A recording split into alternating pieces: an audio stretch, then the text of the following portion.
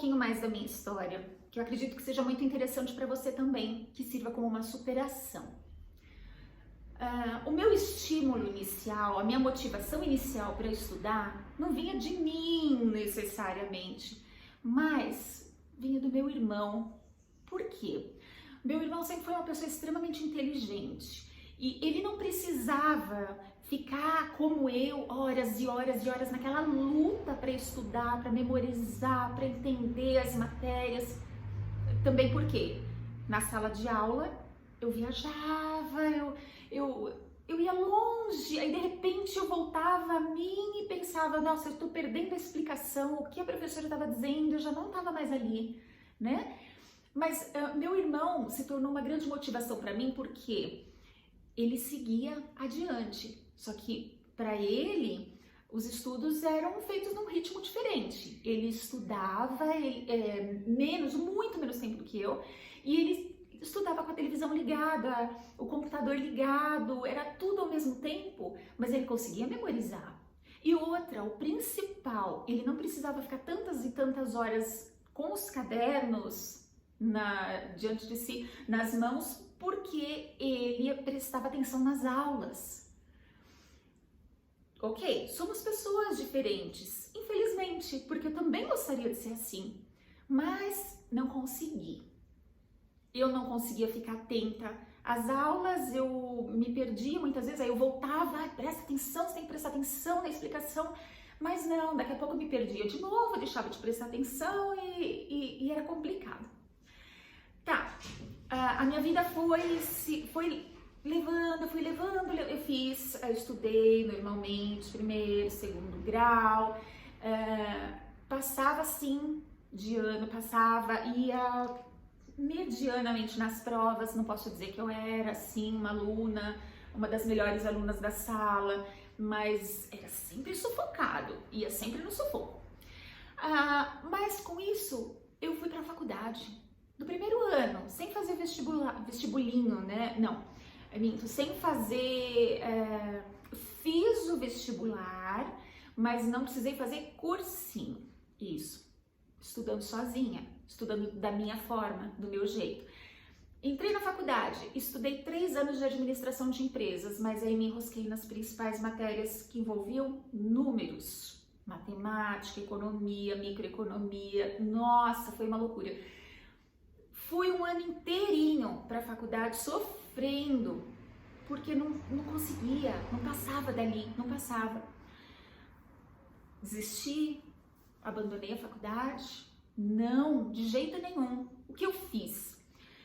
Se essas matérias não dão certo para mim, se essa área não dá certo para mim, não é por isso que eu não vou ter uma faculdade. Não é por isso. Então eu vou estudar, eu vou me dedicar, mas a algo que tenha mais a ver comigo, algo que eu me identifique mais, que soe mais suave. No ano seguinte, foi até o final daquele ano, no ano seguinte eu decidi mudar de curso, mas eu precisei fazer o vestibular novamente, mesmo estudando na mesma faculdade, porque eu já estudava lá há 3 anos. Então, no ano seguinte, eu comecei novamente, fiz o vestibular, estudei, achei assim o fim do mundo. Por quê? Depois de 3 anos na faculdade, eu vou ter que voltar atrás, eu vou ter que fazer um vestibular de novo. Isso pra mim é um absurdo. Era assim, deprimente, sabe? Era deprimente. Mas calma, é o único caminho, eu não tenho outra saída, é a única coisa que eu posso fazer, que eu tenho que fazer. É a regra que eu tenho que seguir para dar continuidade à faculdade, ao meu curso, aos meus estudos, eu vou fazer. Na mesma faculdade, no ano seguinte, fiz o vestibular novamente, passei novamente estudando sozinha, num estresse danado, porque é um objetivo de vida, eu quero isso para mim, então eu vou fazer, eu não vou abandonar, eu não vou desistir, não quero ser uma perdedora. Fiz o vestibular novamente, passei, estudei publicidade e propaganda, concluí o curso de publicidade e propaganda, fiz todos os anos que eu precisava, mas ali não tinha muitas matérias que envolviam números, então era tudo mais leve, né? A faculdade, não que não fosse, que não tivesse matérias complicadas, complexas também, mas não tinham aquelas matérias que me prejudicaram e que me assustaram, que eu não consegui vencer. Concluí a faculdade. Lembra que eu falei que eu tinha dificuldade? Que eu não tinha, assim, nunca tive nenhum problema específico, nada concreto. Mas a minha dificuldade, eu acredito que seja, ou que fosse, principalmente a timidez. A timidez que me atrapalhava muito, uma certa fobia que eu tinha em estar dentro de uma sala de aula, mas eu continuei.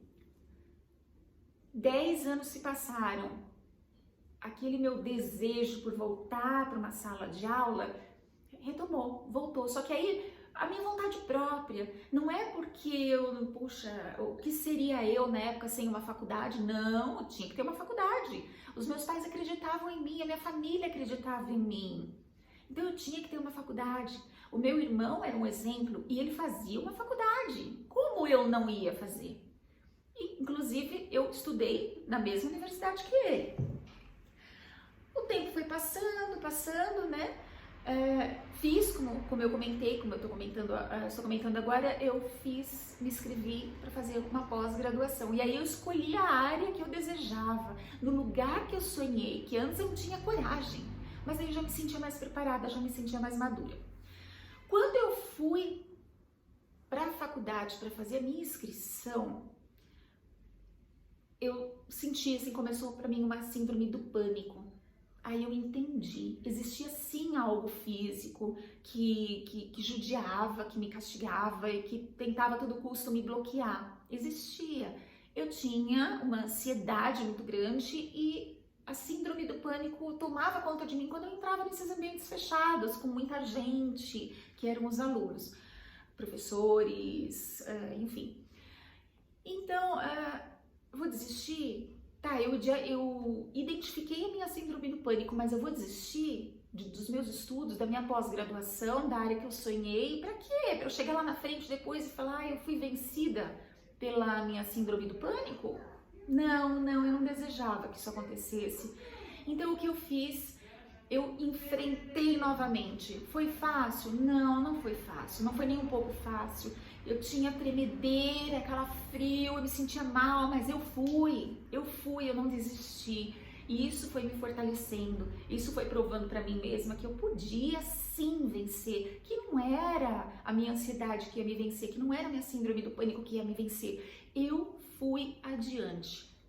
Fiz a minha inscrição, começaram as aulas, aquele sentimento foi comigo, o coração parece que ia explodir. Né? Queimava, meu peito queimava de nervoso, de ansiedade, mas eu estava lá. E aquele sentimento de ansiedade, ao mesmo tempo, ele dividia espaço com um sentimento de vitória, um sentimento de orgulho de mim mesma, por eu estar ali, por eu estar vencendo todas essas dificuldades. Ok, no passar do tempo, eu fui me soltando, eu fui ganhando confiança, e me tornei, me candidatei para ser a representante de sala de aula no meu curso de pós-graduação. Veja bem, para quem sentava pertinho da porta, pertinho da professora, inconscientemente, como que se explodiu uma bomba aqui dentro, eu quero escapar com vida. Olha que absurdo, né? Mas era assim que eu me sentia, porque era isso que a ansiedade fazia comigo, e a síndrome do pânico também. Eu me tornei representante de sala. Por quê? Pelo meu desejo de ajudar as pessoas. Porque eu me dedicava tanto, e as pessoas, os meus amigos, minhas amigas no caso, né? Que era um curso que só tinha mulheres na sala de aula. As minhas amigas começaram a perceber que eu anotava tudo que era dito. E depois, no meu tempinho vago, nos meus intervalos, eu passava limpo com uma letra mais bonita. Eu utilizava recursos diferentes, cores nas minhas anotações, então eu me dedicava a fazer um trabalho bonito. E aí todo mundo gostava porque era claro, era objetivo o que eu escrevia e era bonito, era organizado. Eu sempre fui uma pessoa muito organizada. Então, aquela minha organização ajudava a toda a turma da sala. E foi nesse momento, sentindo isso, antes mesmo que eu fosse a representante de sala, eu já ajudando, já contribuindo com todos, foi nesse momento que o grupo me aceitou, me desejou como representante de sala. E aí eu pude fazer muito mais. pela turma.